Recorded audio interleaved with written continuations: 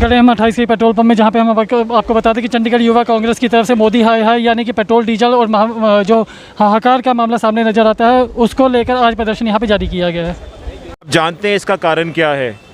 हम इस प्रोटेस्ट के थ्रू सरकार को याद कराना चाहते हैं कि जो आपके वायदे थे चुनाव के समय लोगों को कि हम पेट्रोल और डीजल के दाम कम करेंगे, सारी महंगाई को कम करेंगे, वो सारे वायदे कहाँ गए? क्यों भूल गए सारे वायदे आप? और आपको शर्म नहीं आती? आप अपनी पेट्रोल पंप पे फ़ोटोएँ लगाते हैं, जनता रो रही है, उनसे आप 1 लीटर अगर 100 रुपये का है तो उसमें 60 से 70 रुपये टैक्स हर लीटर में ले रहे हैं और आप खुद खुश हो रहे हैं। तो उनको ये याद दिलाना चाहते हैं कि जागिए, अपने वायदों को पूरा करिए, जनता परेशान है, तंग है, उनको संभालिए। आप सरकार भी लगातार इस मामले में सरकार को घेरते हुए नज़र आ रही है। उनका ये कहना है कि जो भी मेमोरेंडा दिया जाता है उसको एफिडेविट पे साइन करके काम किया जाए ताकि वो वायदे पूरे हो, नहीं तो उनको जेल होनी चाहिए। क्या कहना चाहते हैं आप? देखिए, ये एक बहुत बड़ा सवाल है जो आपने किया है। जो चुनाव के समय वायदे किए जाते हैं उसमें ज़रूर एक ऐसा प्रावधान होना चाहिए कि अगर कोई भी सरकार जब सत्ता में आती है तो उसको पूरा नहीं करती तो उसका कोई एक ऐसा पात्र होना चाहिए कि उसको किसी को आंसरेबल होना चाहिए, अकाउंटेबल होना चाहिए, कोई सज़ा का प्रावधान होना चाहिए। खास करके इस सरकार ने तो ये बात पक्का ही कर दी कि अगर वायदा करो तो पूरा करो, क्योंकि आपने देखा क्या क्या वायदे नहीं किए कि हर साल 2 करोड़ युवाओं को नौकरी देंगे, महंगाई कम करेंगे, डॉलर का दाम कम करेंगे, देश को सबसे आगे लेके जाएंगे। स्थिति देखिए आज के दिन हर क्षेत्र में हमारा देश पीछे चढ़ रहा है। कांग्रेस की वजह से जो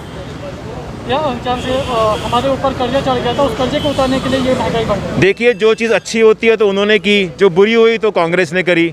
अगर आज के दिन सरकार चल रही है तो किसके कारण चल रही है? जो कंट्री के PSUs हैं, IOCL, BPCL, LIC, पुरानी बड़ी कंपनीज, इन्होंने क्या किया? आके सारी सरकारी कंपनियों को बंद कर दिया और प्राइवेट सेक्टर की सपोर्ट करनी शुरू कर दी। यही कारण है। चंडीगढ़ में लगातार प्राइवेटाइजेशन को बढ़ावा दिया जा रहा है। पानी की बात की जाए, बिजली की बात की जाए, तो आपके क्या कहना है? ये बिल्कुल गलत है। प्राइवेटाइजेशन तभी होनी चाहिए अगर सरकार को कभी लगे कि हम किसी कारण किसी चीज़ में फेल हो गए, नहीं कर पाए। लेकिन चंडीगढ़ में तो ऐसी कोई समस्या ही नहीं है, ना बिजली को लेके ना पानी को लेके। चंडीगढ़ एकमात्र देश में ऐसा शहर रहा है जहाँ पे कोई बिजली और पानी की समस्या नहीं होती थी, लेकिन इस सरकार ने वो भी समस्या यहाँ पे बना दी। जिस तरह से पेट्रोल, डीजल और रसोई गैस की कीमतें लगातार बढ़ रही हैं, ये कीमतें बढ़ तो रही हैं, लेकिन इनके साथ साथ ही ये भी दर्शा रहे हैं कि सरकार कितनी नाकामयाब है, उनकी कितनी गलत नीतियां हैं। महामारी की मार अभी भी हम उबरे नहीं है, और ऊपर से ये महंगाई, क्या लगता है कि आम जनता कहाँ जाएगी? जिस तरह से आप देख सकते हैं कि रसोई गैस के सिलेंडरों के रेट जो कांग्रेस के समय में 400 रुपये से कभी आगे बढ़े नहीं।